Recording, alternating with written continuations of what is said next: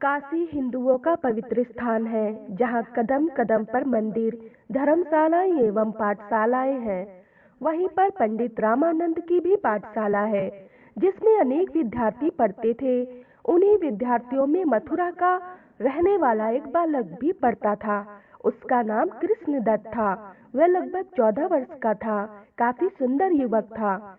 काशी नगरी से 5 कोस की दूरी पर एक बहुत बड़ा और रमणीक शहर था। वहाँ एक धनवान सेठ द्वारका प्रसाद रहता था। दान की कोई थाह नहीं होती। देश द्वारका प्रसाद ने 1 लाख असरफियां दान स्वरूप देने के लिए रखी हुई थी। उन असरफियों में से प्रतिदिन ब्राह्मणों को दान देता था। यह बात जब काशी के विद्यार्थियों ने सुनी तो पंडित रामानंद की पाठशाला के विद्यार्थी भी उस सेठ के यहाँ असरफियां लेने चल दिए। उन विद्यार्थियों में कृष्णदत्त भी था। चलते समय सब विद्यार्थियों से रामानंद पंडित ने कहा, शिष्यों, तुम लोग जहाँ जा तो रहे हो, परंतु एक उपदेश याद रखना कि यदि रास्ते में श्यामा चिड़िया बैठी हो तो उसके दाहिनी ओर से गुजरना। गुरुजी की यह बात सुनकर वह विद्यार्थी चल पड़े। जब वह लोग काशी से 1 कोस की दूरी पर निकल गए तो एक विद्यार्थी ने कहा, देखो श्यामा चिड़िया बैठी है और कुछ बोल रही है। सब विद्यार्थी उसकी दाहिनी ओर को चले, तभी वह चिड़िया उड़ गई।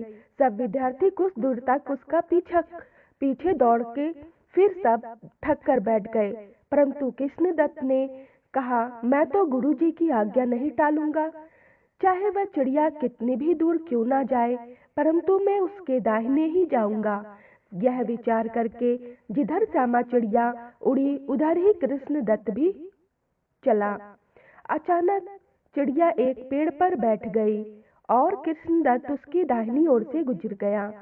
इस प्रकार कृष्णदत्त की शहर में पहुंच गया। उस समय रात हो चुकी थी।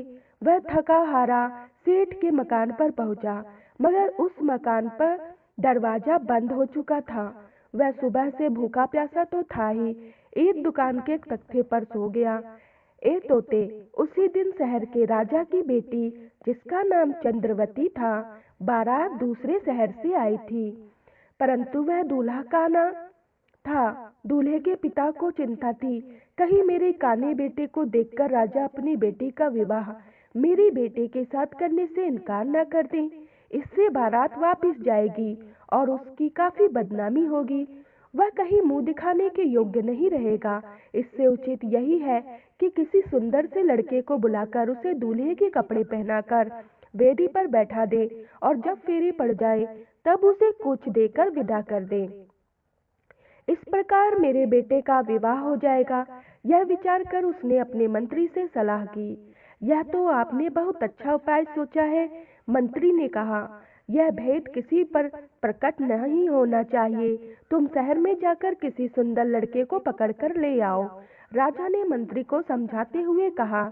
मंत्री शहर में आया और लड़का ढूंढने लगा। एक दुकान के बाहर कृष्णदत्त को सोता देखकर उसे जगाया और कहा, ए ब्राह्मण पुत्र, हमें तुमसे एक काम है। यदि तुम हमारा काम कर दो तो हम तुम्हें 1000 असरफियां देंगे।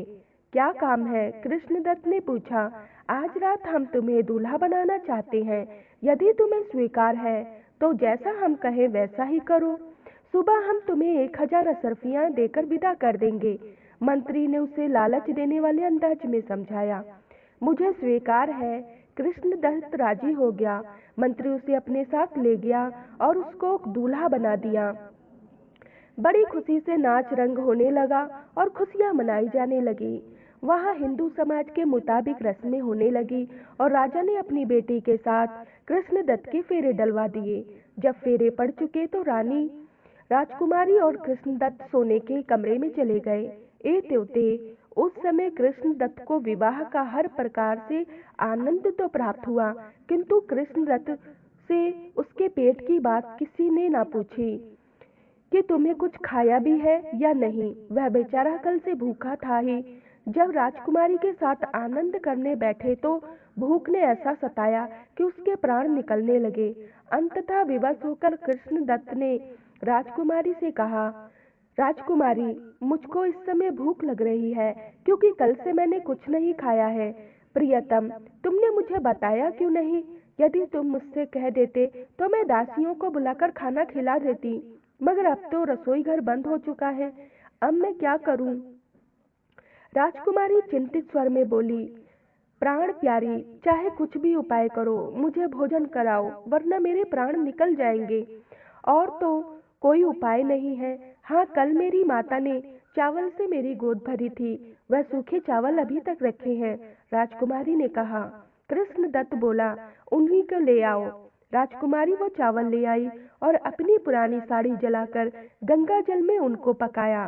कृष्णदत्त ने चावल खाकर पानी पिया, तब कहीं जाकर उसे आराम मिला। तत्पश्चात राजकुमारी और कृष्णदत्त ने सुहाग रात मनाई और तमाम रात ऐश से गुजारी। जब सुबह हुई तो कृष्णदत्त को मंत्री ने 1000 रुपये देकर विदा कर दिया। ए तोते, कृष्णदत्त को तो काशी चला गया और लड़की को विदा कराने की तैयारियां होने लगी। तब राजा ने कुछ सोचकर अपने बेटे की आंख पर पट्टी बांध दी। जब वह ससुराल पहुंचा तो वह सब स्त्री पुरुष उसको देखने लगे और कहने लगे कि रात तो दूल्हे की आंख सही सलामत थी, अब क्या हो गया? तब दूल्हे के साथियों ने कहा, आज सुबह से ही राजकुमार की आंख दुखनी आ गई है। यह सुनकर चंद्रावती ने उसे देखने लगी। उसने उसे देखकर पहचान लिया और मन ही मन कहने लगी, यह व्यक्ति मेरा पति नहीं है, दाल में कुछ काला लगता है।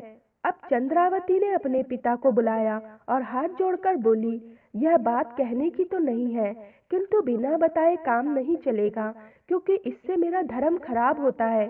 सच बात तो यह है पिताजी कि जिससे मेरे फेरे हुए थे यह वह राजकुमार नहीं है। अच्छा, हम सभी पता लगाते हैं, राजा ने कहा और वहां से चला गया।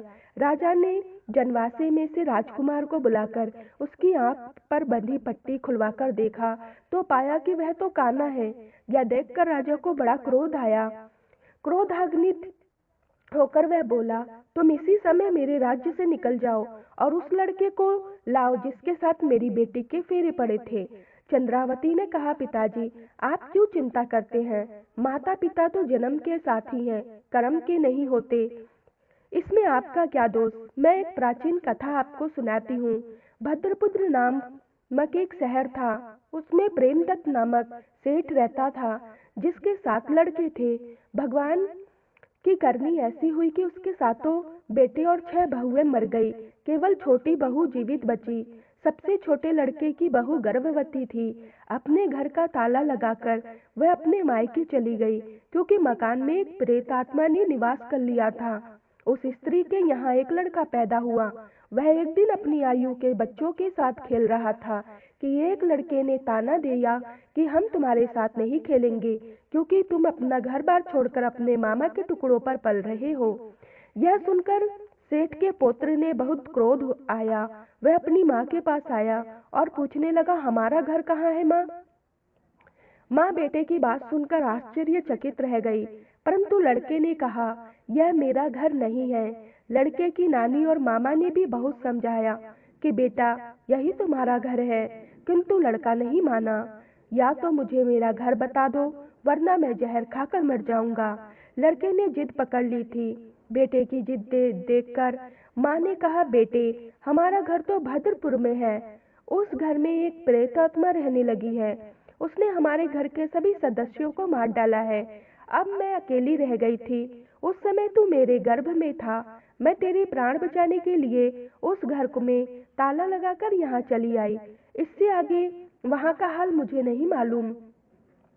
यह सुनकर अपनी माँ से मकान की चाबी ली और भद्रपुर पहुंचा। जैसे ही उसने ताला खोला, वैसे ही वह प्रेतात्मा आकर कहने लगी, यहाँ मत रहना, वरना मैं तुझे खा जाऊंगा। तेरे परिवार के सदस्यों को मैं पहले ही खा चुका हूँ। प्रेत की यह बात सुनकर लड़के ने कहा, अच्छा, यदि मैं तुझको अच्छे अच्छे पकवान खिलाऊं, तब तो तू मुझे नहीं खाएगा। प्रेत ने उसकी बात स्वीकार कर ली। लड़के को वहां रहते हुए काफी दिन हो गए। वह उस प्रेत को अच्छे अच्छे पकवान बनाकर खिलाता था। एक दिन लड़के ने प्रेत से पूछा, आप प्रतिदिन कहाँ जाते हैं? मैं प्रतिदिन विधाता के दरबार में जाता हूँ। प्रेत ने जवाब दिया, आप मेरा एक काम करेंगे? लड़के ने उससे कहा, प्रेत ने स्वीकृति दे दी। तब लड़के ने प्रेत से कहा, आप विधाता से यह मालूम करना कि मेरी आयु कितनी है। अच्छा, प्रेत ने कहा और चला गया। जब प्रेत वापस आया तो लड़के ने पूछा कि विधाता ने क्या बताया। तेरी आयु 70 वर्ष की है, प्रेत ने उसे बताया। तब लड़के ने कहा, अब यह मालूम करना कि क्या मैं अपनी आयु में से 2-4 वर्ष और घटा या बढ़ा सकता हूँ। विधाता की ओर से जवाब आया, मैं 70 वर्ष लिख चुका हूँ, इसमें कोई कमी या बढ़ोतरी नहीं हो सकती। अगले दिन जब प्रेत चला गया तो लड़का एक जलती हुई लकड़ी लेकर द्वार पर बैठ गया। जब प्रेत वापस आया और उसने खाने को मांगा तो लड़के ने कहा, आज तो खाना नहीं है तो मैं तुझे खा जाऊंगा। लड़के के मुंह से इनकार सुनकर प्रेत ने कहा। तब लड़का जलती हुई लकड़ी को लेकर उसके पीछे भागा और बोला, अरे मूर्ख, जब विधाता में भी यह शक्ति नहीं है कि वह मेरी आयु को कम कर सके, तो तेरी क्या मजाल है कि तू मुझे खा जाएगा। लड़के की बात सुनकर प्रेत वहां से भाग निकला। तब लड़का अपनी माँ को लेकर आया और कुछ ही दिनों में सब कुछ ठीक हो गया। विधाता का लिखा कभी गलत नहीं होता पिताजी। मेरा पति आपके ढूंढने से नहीं मिलेगा। काशी जैसे बड़े शहर में मुनादी करवा दीजिए कि हमारी बेटी चंद्रावती एक प्रश्न का उत्तर चाहती है। जो कोई इस प्रश्न का उत्तर देगा उसे 1 लाख रुपए इनाम दिया जाएगा। चंद्रावती अपनी कथा खत्म करने के बाद बोली। बेटी की यह बात सुनकर राजा ने वैसा ही किया। इस बात को सुनकर बहुत सारे लोग आए। राजकुमारी ने सबके सामने अपना प्रश्न किया। विवाह के बाद सुहागरात के वक्त दूल्हे को बहुत जोर से भूख लगी। रसोई घर बंद हो चुका था। दुल्हन के पास खाने को कुछ न था। बोलो, दूल्हे की भूख दुल्हन ने कैसे मिटाई? चंद्रावती का यह प्रश्न सुनकर बहुत से पंडित विद्वान तो चुप हो गए तथा कुछ लोग अपनी अपनी बुद्धि के हिसाब से उत्तर देने लगे, मगर रानी के मतलब का कोई उत्तर नहीं था। तब रानी ने उन सबको विदा कर दिया। आप यह मतलब परस्त ऐ तोते। इसी प्रकार प्रश्न करते करते रानी को बहुत दिन गुजर गए।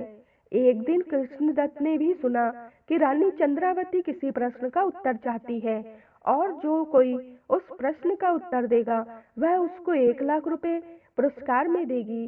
कृष्णदत्त शहर में आ गया और चंद्रावती के महल में पहुंचा। तब रानी ने अपने पिता से को अपने पास बैठाकर वही प्रश्न दोहराया। सुनकर कृष्णदत्त को बीता हुआ समय याद आ गया। आधा हाल क्यों कहती हो, पूरा हाल कहो, कृष्णदत्त ने कहा।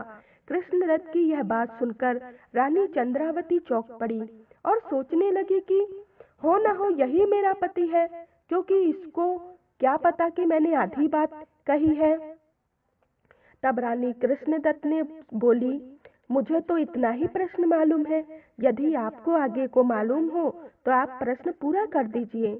इस पर कृष्णदत्त ने कहा, रानी चंद्रावती का दूल्हा काना था, लेकिन राजा ने किसी और को दूल्हा बनाने के लिए राजी किया और उसे काफी इनाम देने का वचन भी दिया, मगर वह भूखा था, दौलत का नहीं पेट का, क्योंकि उसने 2 दिन तक कुछ नहीं खाया था।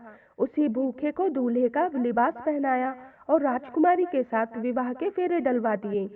सुहाग कक्ष में पहुंचते ही दूल्हे की भूख ने विकराल रूप धारण कर लिया। वह भूख से व्याकुल होने लगा। रसोई घर बंद हो चुका था, इसीलिए राजकुमारी ने अपनी गोद के चावलों को गंगाजल में पकाकर अपने दूल्हे की भूख मिटाई।